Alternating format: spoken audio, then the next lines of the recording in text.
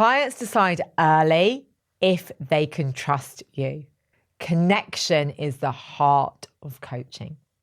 I'm Ruth Kudzi, this is the Coaching Hub, and today I'm going to be talking about connection and trust.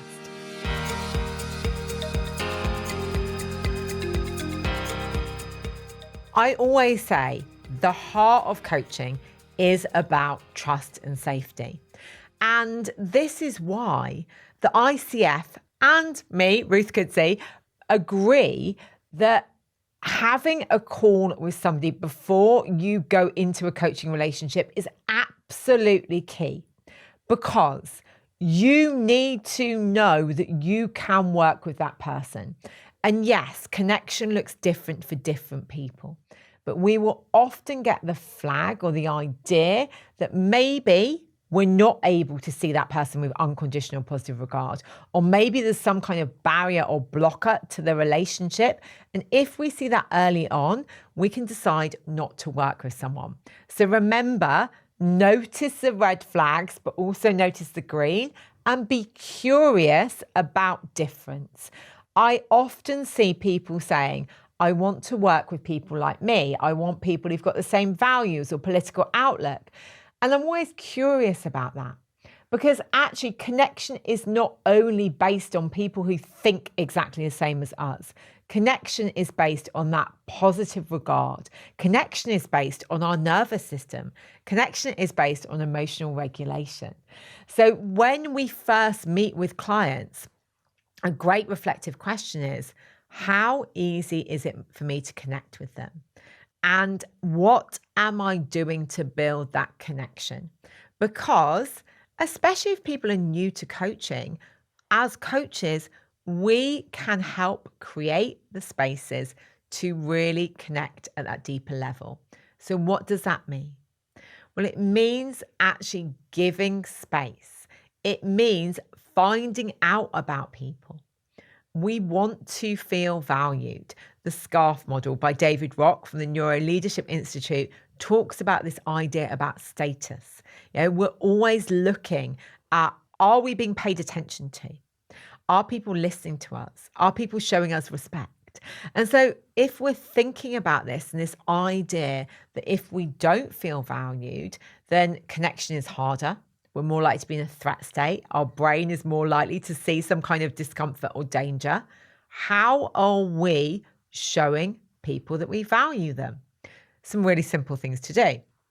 So one of the things that I've always done is when people apply to work with me one-to-one, when they book a call, maybe I've not always done it, but I've done it for quite a while. When they book a call, I ask them a bit about themselves. I also ask them to share a little bit about their socials or their website.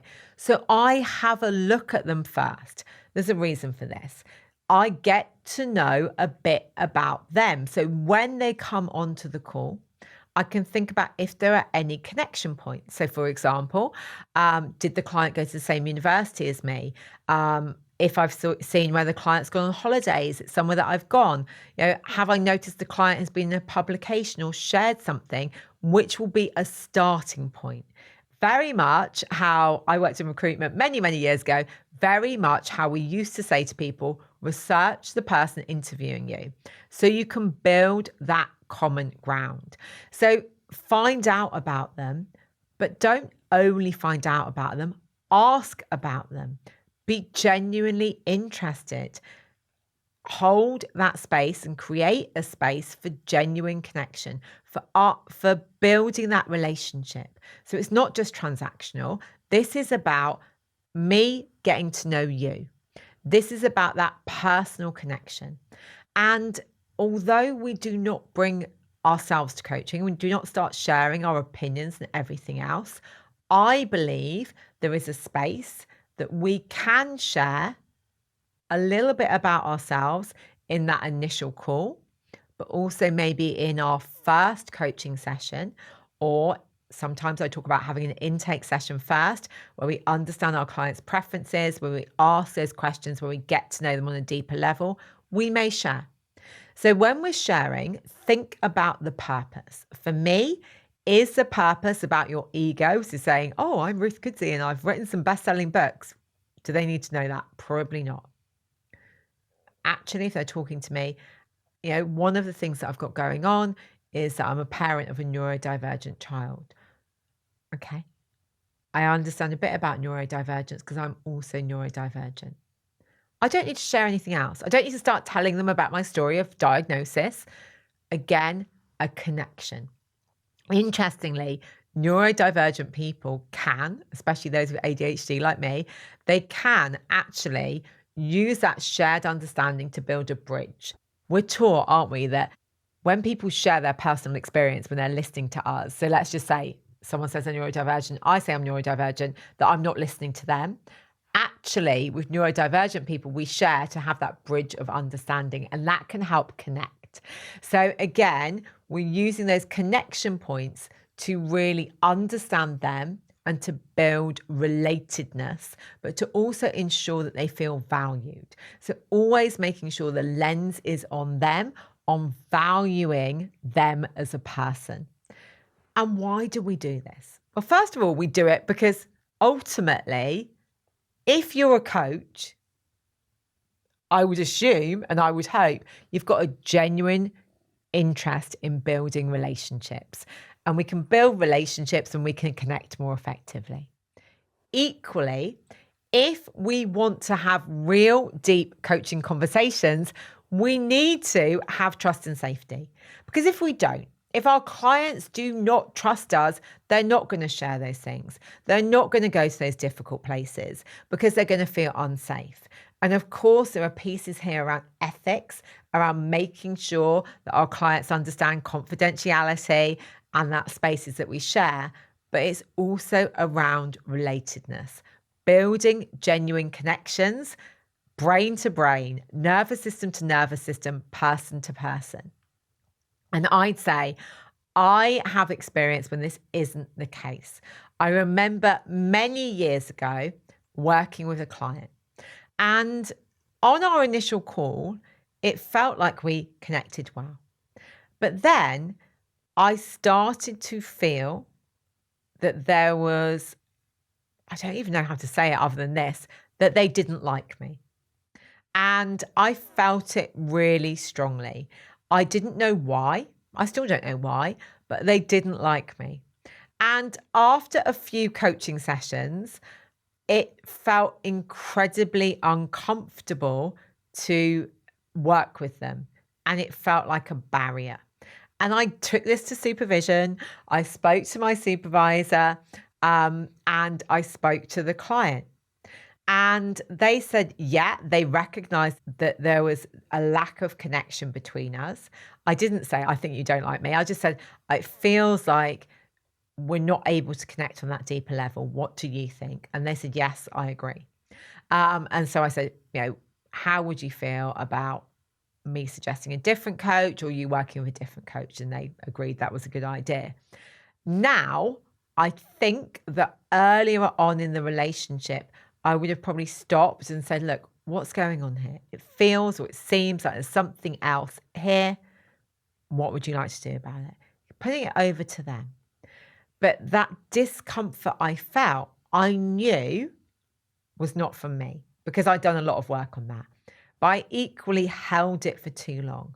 And I think if I'd have actually confronted it earlier, we might have been able to continue the relationship. So don't be afraid to have those conversations. Don't be afraid when you feel that discomfort to explore it. And always value your client and their opinion.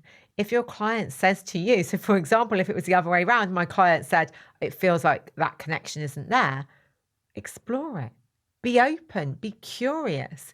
Maybe there is something that I'm doing that makes you feel like that. I don't intend to.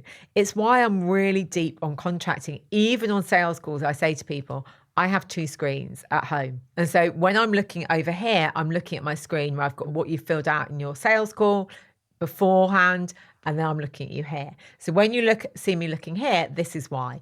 And people like that because their brain actually realizes, oh, she's not looking at her shopping list or whatever it may be. She's actually making sure that she's serving me how I want to be served. So again, there's lots around contracting. There's lots about valuing people. There's lots about taking that time. There's probably quite a bit here about reflecting and also recognizing, what are we bringing? Where have we got in the way of genuine connection? Sometimes it might also be about being okay to be vulnerable. Sometimes it might be about that. But if we do not do this work, if we do not show up with a genuine desire to connect, to build relationships, to build relatedness, it will mean that our coaching is not as transformational. Now, I said at the beginning, having those calls, we may not have that luxury if we're working with organizations. And so again, it's about building that connection in that first session. It's about, yes, of course, the ethics, the confidentiality, the contracting, but also getting to know the person, asking about them, being curious about them. The more that we can do this, the more that everybody is seen as an individual, the better our coaching. So I'd love to know, how do you connect with people on that deeper level? If you like what you've heard today, subscribe or follow. Or if you want to find out more about Optimus Coach Academy, head to our website. We'd love to hear from you.